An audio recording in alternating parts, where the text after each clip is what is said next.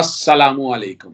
मोहम्मद अज़हर सिद्दीक अपने programme political diaries के साथ हाजिर खिदमत है। मैं आज ज़रा लाहौर अवेलेबल नहीं हूँ, तो आप तस्वीर भी ज़रा देख रहे होंगे, थोड़ी सी टेढ़ी-मेढ़ी सी आ रही है और कोशिश तो करेंगे चीज़ें सारी कवर हो जाएँ। मेरे साथ आप ब्रिगेडियर रिटायर्ड गज़नफ़र अली साहब देख रहे हैं। 3 इश्यूज़ पे बड़ी ज़रूरी गुफ्तगू करना है। There are 3 issues. Number 1, KPK के अंदर मैं बुरी परफॉर्मेंस कहूँगा पीटीआई गवर्नमेंट की लोकल गवर्नमेंट के इलेक्शंस के हवाले से, ऑल्दो पूरे इलेक्शन नहीं हो सके। दूसरा, हम गुफ्तगू करेंगे स्कूटर डाका के हवाले से, जो बातें गलत हैं किसी तरह से भी सामने आ रही हैं। तीसरा जो है ख़ास तौर पर ओआईसी के इजलास से पहले हम चलते हैं लोकल गवर्नमेंट के इलेक्शंस के हवाले से। आपको पता है केपीके के अंदर 2 हिस्सों में इलेक्शन हो रहे हैं और पेशावर के अंदर या बाकी सूरत हाल के अंदर अगर आप देखें तो मेरी ज़ाती राय मैं अपनी दे देता हूँ, कोशिश करूँगा मुख्तसर सी। बुनियादी तौर पर लोकल गवर्नमेंट के इलेक्शन होते हैं गली मोहल्लों के इलेक्शन के, जिसके आप इजीली अप्रोच हो सके, कैंडिडेट चुनते हुए बड़े ध्यान रखना होता है। वहाँ इसका कोई ताल्लुक नहीं है महंगाई के साथ और इन चीज़ों के साथ। दूसरा ये है कि आप बरादरियों का बड़ा रोल होता है इलाकों में, और वो बड़ा लाजमी देखना होता है। और तीसरा डेफिनेटली कि वो जो है ना, अगर आप इलेक्शन लड़ने अगर जा रहे हैं तो आपका एजेंडा क्या है, आप गली मोहल्लों में या लोगों पे कितनी इजी एक्सेस कर सकेंगे। मेरा जहाँ तक ख्याल है इलेक्टेबल अच्छे नहीं मुंतखब कर सके यहाँ पर। महंगाई का असर होगा किसी हद तक, लेकिन मैं नहीं समझता कोई ज़्यादा बड़ा इशू है। तीसरा ये है कि इमरान खान ईमानदारी से तो कर रहे हैं, लेकिन यहाँ लोगों के कई काम करने पड़ते हैं जायज़ और नाजायज़। बहरहाल मैं ये समझता हूँ ये मेन रीज़न है। अब इन और डेफिनेटली जो सुबह खैबर पख्तूनख्वा जो वज़ीर आला हैं, वो भी एक काम कोई रवायती आम बंदों के हवाले से बात नहीं आई। पंजाब में भी ये सूरत-हाल देखेंगे। आप क्या कहेंगे गज़नफ़र साहब इस सारे मसले में? बहुत शुक्रिया अज़हर साहब। बिस्मिल्लाहिर्रहमानिर्रहीम। जो आपने केपीके में या कहीं भी बुनियादी लोकल बॉडीज इलेक्शन का जो जिक्र किया, इसमें एक चीज़ तो आपने जो पॉइंट आउट की वो ये सिलेक्शन ऑफ कैंडिडेट्स बड़ी ज़रूरी होती है। और वो सिलेक्शन ऑफ कैंडिडेट ख़ास तौर पे मैंने देखा पंजाब के हवाले से बरादरीज़म जो है वो बड़ा जहन में रखना पड़ता है कि एक पर्टिकुलर इलाके में कौन सी बरादरी आबाद है। उसके साथ कास्ट का बड़ा होता है। फिर ये होता है कि आदमी जो है वो पहचाना जाता है अपने इलाके में या नहीं पहचाना जाता। ये तमाम चीज़ें तो हर इलेक्शन में साथ चलती हैं।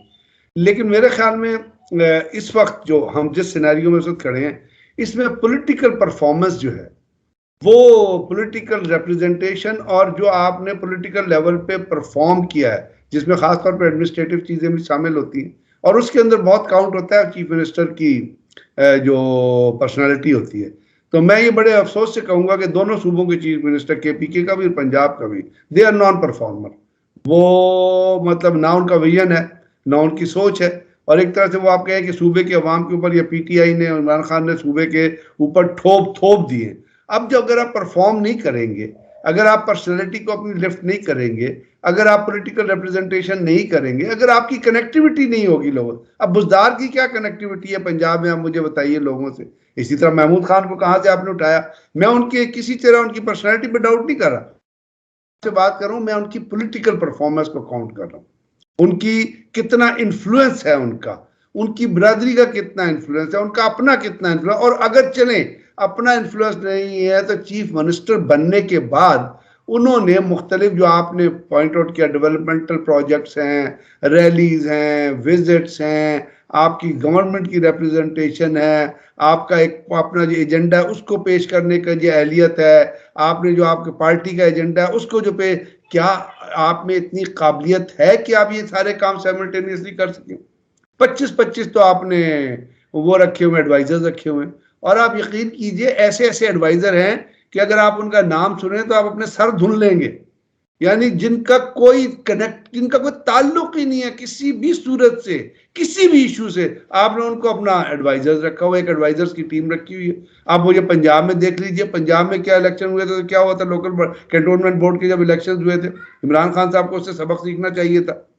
लेकिन इमरान खान साहब तो सबक सीखने आदी ही नहीं है, वो समझते हैं हर चीज़ वो रूट थ्रू कर सकते हैं। उनकी अपनी पर्सनैलिटी के हिसाब से अभी तक कोई सवाल नहीं उठा, उनकी अपनी दयानतदानी के बारे में सवाल नहीं उठा। मेरा ख्याल एक हुकूमत है जिसमें कैबिनेट मीटिंग जो है वो बड़ी बड़ी लंबी होती है और उसमें इशूज जो है वो थ्रेड बिरेड डिस्कस किए जाते हैं, लेकिन जब वही इश्यूज या वही पॉलिसीज आपने थ्रू रेस्पेक्टिव चीफ मिनिस्टर्स जो होते हैं सूबे के, उनके जरिए कन्वे करनी होती है अवाम तक, तो वहां पे एक जीरो, बहुत बड़ा सा एक खला नजर आता है, बहुत बड़ा सा एक डिबैकल नजर आता है जो लीडरशिप डिबैकल है। तो उसमें तो फिर यही चीजें होंगी। अच्छा, आपने बात बड़ी जबरदस्त कही है। बुनियादी तौर पर सेलिब्रिटी तो है नहीं कि जिनको लोग देख के आ जाने, ये कोई इमरान खान का, यहाँ तो आपको बंदे वही सारे देखने चाहिए जो सारी बातें आना चाहिए। ये बहरहाल इसके लिए मैं समझता हूँ कि इमरान खान सबको फौरी तौर पर एक कुछ कमेटियां तश्कील देनी चाहिए। कमेटी खेलना तो पुरानी बातें हैं, लेकिन सीरियस लोगों को सामने लाकर, ताकि आइंदा एक तो दूसरा हिस्सा जो इलेक्शन का होना है, फिर आगे पंजाब के इलेक्शन है, उनके लिए आसानी हो जाएगी। अच्छा, एक मैं अगले सवाल की तरफ चलता हूँ। मैं चाहता हूँ नाज़रीन तक ज्यादा से ज्यादा बात पहुंच सके। फॉल ऑफ ढाका के हवाले से जो खास तौर पर आसमा जहांगीर ले लें, हामिद मीर ले लें, या कुछ खास सहाफ़ी ले लें जो बैरूनी एजेंडा लेकर चल रहे हैं, और हर एक को पता है कि वो पाकिस्तान की तकसीम किसी तरह भी जायज़ नहीं थी, कि मशरक़ी और मगरबी पाकिस्तान को अगर हालात और वाक़ियात में लेकर चलें। और जो आप क्या समझते हैं कि नरेटिव, ये वो दूसरा नरेटिव क्यों बड़ी तेज़ी से फैलता है और असल हक़ाइक़ नहीं सामने आते? आप क्या समझते हैं इस बारे में? अगर सदीक साहब, एक बड़ा, एक तो फॉल ऑफ ढाका तो हुआ ही, चले हमारी गलती थी, किसी की भी गलती, जो कुछ भी था, और उसमें, लेकिन उसके अंदर एक बहुत बड़ी कॉन्स्पिरेसी पीछे थी। और अगर तरह कॉन्स्पिरेसी पे जिसमें मुजीबुर रहमान को गिरफ्तार किया गया था, that was 120% correct. Mujibur Rahman was in line with the Indian intelligence system, रॉ के साथ। और वो रॉ जो है, जब इंदिरा गांधी ने बनाई थी तो उसने बनाई ही इसलिए थी कि ईस्ट पाकिस्तान का वो सरेंडर, ईस्ट पाकिस्तान का जो है वो डिबैकल कराना चाहती थी। तो मुजीबुर रहमान वाज इनकाउंटेड, बहुत सारे फंड दिए गए थे, मुझे बहुत बेतहाशा पैसा दिया गया था, जिसकी वजह से अवामी लीग इलेक्शन जीती थी। अब हमारे यहाँ दुख तो ये है ना कि जो पाकिस्तान से गद्दारी करता है उसको आप पॉलिटिक्स के तौर पे इस्तेमाल कर लेते हैं। नवाज शरीफ वहां जाके मिल रहा है इजरायलियों से, बाकी लोगों से मिल रहा है, यहाँ पे हमारे नारे लग रहे हैं एक बार और शेर। ठीक है, एक बार और शेयर तो हो सकता है, लेकिन वो शख्स जो आपके एंटी स्टेट एलिमेंट से मिल रहा है, उसको तो, उसके ऊपर तो हमारे अवाम को कम से कम अपनी आंखें खोलनी चाहिए, और पॉलिटिकल पार्टीज को आंखें खोलनी चाहिए। यही अगरतला साजिश केस में हुआ, भुट्टो साहब ने प्रेशराइज किया अयूब खान को, पॉलिटिकल पार्टीज ने, उसको छोड़ना पड़ा। और उसके बाद आपने देखा कि जिस दिन पाकिस्तान आज़ाद हुआ था, उसके उसी वक्त से इंडिया ने एक प्रोपेगेंडा मुहिम जो है वो अफगानिस्तान उसके अंदर शुरू कर दी थी, क्योंकि ईस्ट पाकिस्तान के अंदर इकोनॉमी का कंट्रोल हिंदुओं के हाथ में था, और वो ब्लैकमेल करते थे बंगालीज को। अभी भी चट्टागांग सिलट आप अपना टी टैक्स, अभी भी यही चीज वहां पर हो रही है। अब उसके बाद जब फॉल हो गया, उसके बाद एक इंडिया के साथ मिल पे एक प्रोपेगेंडा थीम चलाया गया पाकिस्तान को फर्दर बदनाम करने के लिए, जिसमें आपने कहा कि उन्होंने कहा जी अपना 3 मिलियन जो है वो लोग मारे गए थे। आपको पता है मुजीबुर रहमान को जब छोड़ा गया, वो एयरपोर्ट पर पहुंचा, Tajuddin was the prime minister, उसने ताजुद्दीन से पूछा भाई कितने लोग मारे गए? ताजुद्दीन ने कहा मुझे तो पता नहीं है, लेकिन मेरा ख्याल है 3 लाख लोग मारे गए, काउंट नहीं किए। मुजीबुर रहमान डेविड फ्रॉस्ट को इंटरव्यू दे रहा था, वहां उसने 30 मिलियन का जिक्र किया कि 30 मिलियन, वो 30 लाख का जिक्र कर दिया। अब उसको ताजुद्दीन ने कहा जी 30 लाख तो नहीं थे। अब जब उसको ये 30 लाख का जिक्र, उसने एक कमीशन बनाया 1972 में कि इस चीज को साबित करो कि 30 लाख लोग मारे गए। उस कमीशन ने अखबार में ऐड दिए कि भाई जो जिन जिन लोगों के रिश्तेदार मारे गए वो आके हमें रिपोर्ट करें। तो आपको पता है कितने लोग रिपोर्ट हुए थे जिसमें कंफर्मेशन, वो 50 लाख रिपोर्ट हुए थे। 2 लाख औरतें कहा गया कि जी आबरूरेजी कर दी। उस कमीशन ने फिर ऐड दिया कि अगर किसी की औरतों की आबरूरेजी हुई है तो हमें आके बताएं। तो टोटल जो है वो 18,000 के करीब लोगों ने रजिस्टर कराया। ये एक प्रोपेगेंडा चला और उसमें पाकिस्तान की फोर्सेस को बदनाम किया गया। अगर आप कभी हमारे लोगों के ऊपर कोई हमें कोई अक्ल होती ना, तो हम एक शर्मिला बोस ने किताब लिखी थी डेड रैकनिंग, वो पढ़ लेते। एक प्रोफेसर जुनेद हैं, उन्होंने एक किताब लिखी है, बड़ी रिसर्च किया उन्होंने उसके ऊपर, उसका नाम है creation of Bangladesh myths exploded, उसको पढ़ ले। चले वो तो पाकिस्तानी है, लेकिन शर्मिला बोस जो कहती है, वो कहती है ढाका यूनिवर्सिटी का, आपको पता है बहुत ढाका यूनिवर्सिटी में ये कत्ल हो गया, ढाका यूनिवर्सिटी में ये हो गया, ढाका यूनिवर्सिटी में वो हो गया। उसने अपनी किताब के अंदर लिखा है, उसने कहा कि जी वो ढाका यूनिवर्सिटी जो थी खाली हो चुकी थी 25 मार्च तक। ढाका यूनिवर्सिटी के अंदर कोई स्टूडेंट्स था। ढाका यूनिवर्सिटी के अंदर वो मुक्ति बानी के ट्रेन लोग आए थे जो इंडिया ने ट्रेन किए थे। और आपको पता है इंडिया ने पहली जो कॉन्फ्रेंस हुई थी मुक्ति बानी की, वो इंडिया के अंदर हुई थी। वहां उन्होंने कैंप बना के पाकिस्तान से जो अफसर भाग के गए थे, गद्दार जो थे, उन्होंने जाके वहां वो कॉन्फ्रेंस अटेंड की। फिर उन्होंने कहा जी रुकैया हाल एक था ढाका यूनिवर्सिटी के अंदर कि वहां औरतों को बदनाम किया, औरतों को की आबरूरेजी की पाकिस्तान आर्मी ने। अब रुकैया हाल जो था उसमें जो प्रोवोस्ट थी वो थी बेगम अख्तर उस्मान, वहां की जो प्रोवोस्ट थी, उन्होंने कहा जी रुकैया हाल में सिर्फ 5 लड़कियां थी जो रात को मेरे पास आ गई थी और मेरे घर में आके रही थी। रुकैया हाल में कोई लड़की थी नहीं, ढाका यूनिवर्सिटी में कोई लड़का था ही नहीं।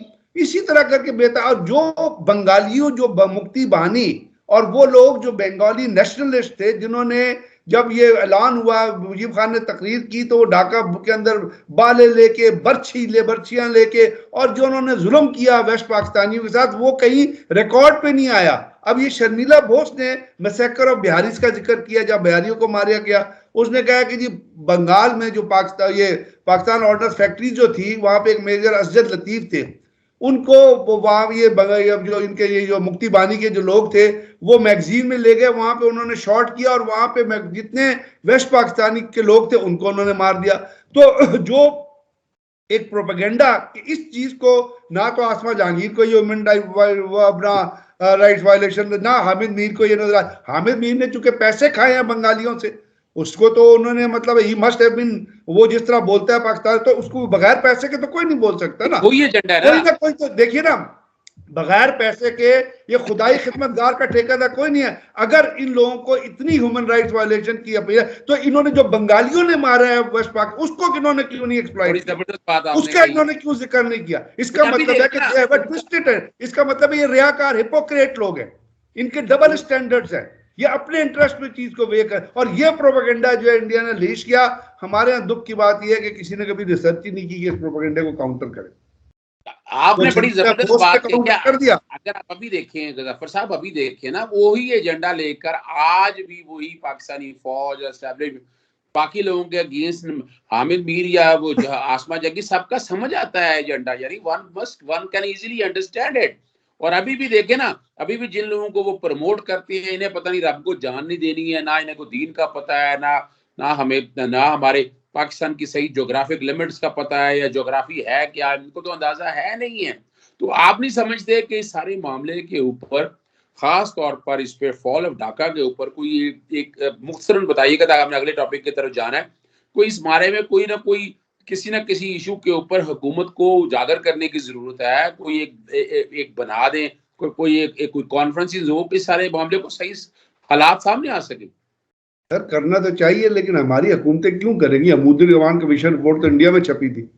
यानी आप देखिए वो ढाका यूनिवर्सिटी के अंदर एक आर्ट कॉलेज था, उसके प्रिंसिपल थे नजरुल इस्लाम साहब। उन्होंने अपनी मेमोयर में लिखा है कि हमारा मेस जो है ढाका यूनिवर्सिटी में बंद हो चुका था, मैं कैफे से जाके खाना खाया करता था, और ये लोग कहते हैं कि यूनिवर्सिटी में स्टूडेंट्स का मैसेज करो। तो मेरा मतलब ये कि ये मैं तो इस एक्सपेक्ट कर रहा था कि काश हमारे कुछ, अगर गवर्नमेंट नहीं करती तो हमारे अपने थिंक टैंक्स जो हैं या कोई जो वो अपने लेवल पे इस चीज को, प्रोफेसर जुनेद ने बड़ी रिसर्च की है क्रिएशन ऑफ बांग्लादेश में एक्सप्लोडेड के ऊपर। उन्होंने कहा 90,000 कैदी कैद हुए, ये कहते यार वहां पे जो टोटल अगर आप सोल्जर्स निकालेंगे एयरमैन इंक्लूड करके और नॉन कम्बेटेंट हुए तो 30,000 लोग बनते। बाकी तो वो थे जो सिविलियंस वहां पे मौजूद थे जो कारोबार कर रहे थे। तो एक 90,000 आर्मी, 90,000। दुख की बात यह कि हमारे आर्म फोर्सेज में भी किसी ने इसको डिफेंड करने की अभी तक कोशिश नहीं की, और ये पेपर नहीं शाया किया कि एक्चुअली एक रिलीज आनी चाहिए ना, प्रेस रिलीज है कि जी इतनी डिप्लॉयमेंट थी हमारी इस पाकिस्तान के अंदर, ठीक है। तो वो तक नहीं आया। ये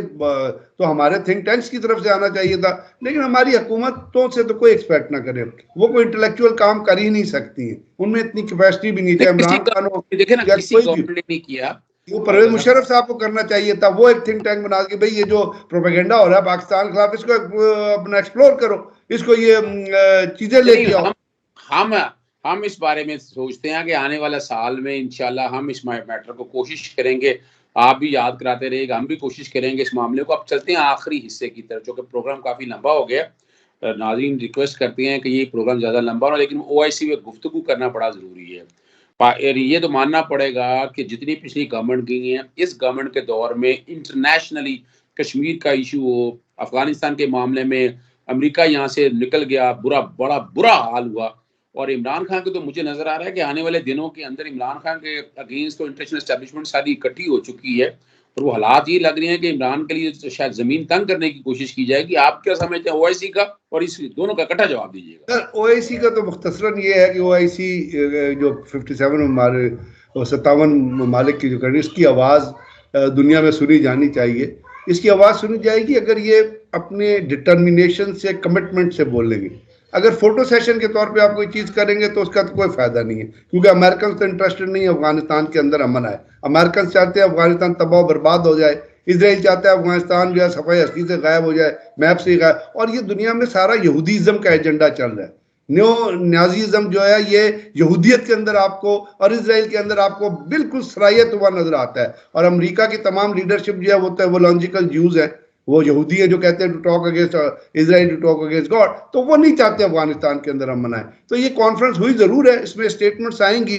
सऊदी अरब की इनिशिएटिव पे, सऊदी अरब ने स्पॉन्सर किया था, पाकिस्तान ने हेल्प किया। पाकिस्तान कोशिश कर रहा है कि जो ह्यूमैनिटेरियन क्राइसिस अफगानिस्तान के अंदर जन्म लेने हैं और जो बड़े ग्रेव है, यानी जिस मुल्क में 95% अद्वियात खत्म हो चुकी हो, जहाँ पॉवर्टी लेवल 90% पहुंच चुका हो, जहाँ सर्दियाँ आ रही हो, लोगों के पास जाने के लिए घर ना हो, जहाँ काबुल के अंदर जो डिस्प्लेस्ड लोग रह रहे हो, वहाँ पे कोई चैरिटी ऑर्गेनाइजेशन को काम करने की इजाजत ना हो कि उनको फूड प्रोवाइड कर सके, जहाँ पे फूड की कमी हो रही है, वहां पे आप बताएं आने वाले दिनों में सर्दियां जो आ रही हैं वहां लोग कितने मरेंगे। और अमेरिकन यही चाहते हैं कि वहां लोग मरे, इसीलिए वो उन्होंने $9.2 बिलियन फ्रीज किए कि उनकी कोशिश है कि जितना वहां पे इंसानी अलबियां जन्म ले सकता है वो ले, ताकि लोग तालिबान को मुर्द इल्जाम ठहराएं।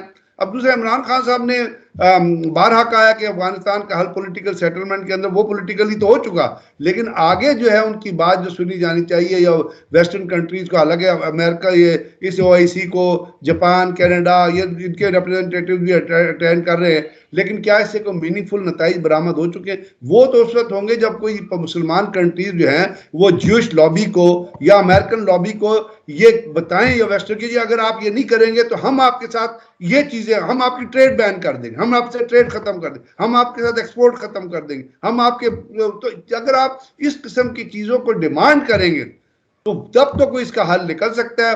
अदरवाइज तो मेरा ख्याल ये 5 दिन में कॉन्फ्रेंस खत्म हो जाएगी। हाँ, मुस्लिम ममालिक के अंदर से जो कुछ कमिट, वो जो लोग एड करना चाहते हैं, हेल्प करना चाहते हैं, सऊदी अरब ने कोई एक अपना मॉनेटरी हेल्प का जिक्र किया, इस तरह बाकी मुसलमान, लेकिन ये इनफॉर्मल हेल्प अफगानिस्तान की सिचुएशन को लिफ्ट करने में उस तक मदद नहीं करेगी जब तक उनके अकाउंट अनफ्रीज नहीं होंगे और जब तक वह दुनिया के मालियाती अदारे उनके साथ कनेक्टिविटी में नहीं आएंगे। जो बड़ी एक दुख की बात है कि अफगानिस्तान को मरने के लिए और तबाह बर्बाद होने के लिए अमेरिकन और बाकी जो यहूदियत है उन्होंने मुसलमानों को मरने के लिए छोड़ दिया है, जिस तरह कश्मीर में मर रहे हैं। और कोई मुसलमान ममालिक कश्मीर के बारे में इसलिए आवाज नहीं उठा रहा कि आपके ताल्लुकात जो है वो इजराइल से बहुत रोजाना बढ़ते जा रहे हैं। You try to be more European than European, तो फिर इसमें बताइए, if you try to be more English than English, तो फिर इस तरह पाक मुसलमानों के ऊपर तो इसी तरह का काम, इसी तरह का जुल्म होता रहेगा और हमारी आवाज कोई नहीं सुनेगी।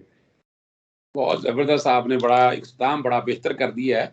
और नाजरीन, कोशिश की है कि तीनों इश्यूज़ के ऊपर बड़ी तफसीली बात हो जाए। अभी एक इशू जिस पे ख़ास तौर पर बात करनी है कि नजम सेठी लंदन के अंदर मौजूद हैं, एहसन बून और आज़म मजीद थर्ड क्या प्लानिंग करके आए हैं आगे, और क्या वो आगे करने जा रहे हैं। यानी ये आने वाले दिनों में हो सकता है एक आध दिन के अंदर आपका बड़ी तफसीलात में रखूँ। इजाज़त चाहेंगे। अस्सलाम वालेकुम, अल्लाह हाफ़िज़, पाकिस्तान जिंदाबाद।